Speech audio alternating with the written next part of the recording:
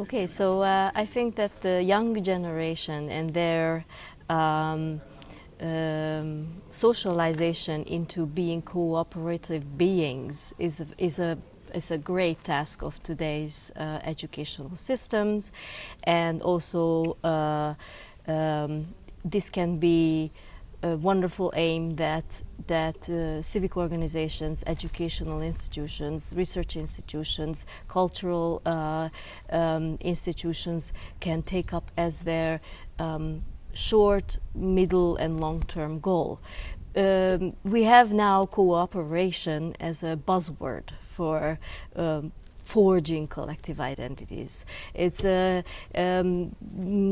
of course always identity, and identities is a highly contested concept, and that's why perhaps cooperation rings better today. So collective identities has always been a bit fuzzy. It has always been a bit vague, and people have not been sure which collectives they were actually identifying with.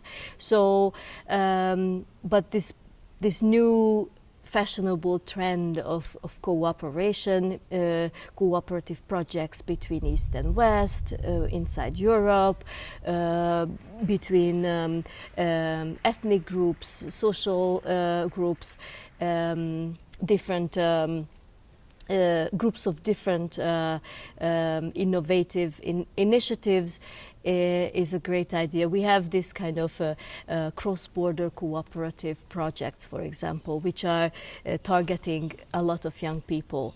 I think that those are projects that I have a great hope for and trust in, because that's how we socialize now young people. These cooperative projects are already in high schools. So I think the earlier we start to socialize children into cooperative beings, the better we can reach our goals.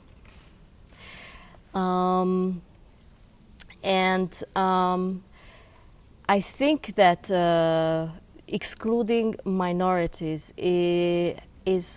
is a huge problem, and it's becoming a huge problem again. It has always been kind of a historical side product sometimes, or a purpose at other times.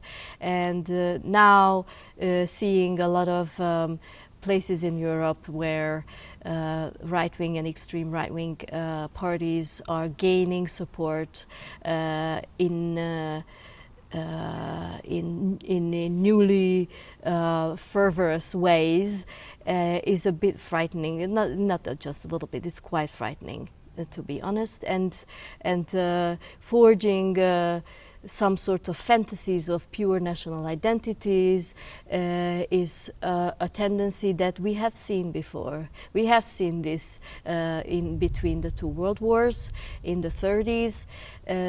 Some historians have direct associations to those decades, and this is something that we cannot forget. We cannot forget what consequences such tendencies may have on our societies. So I think that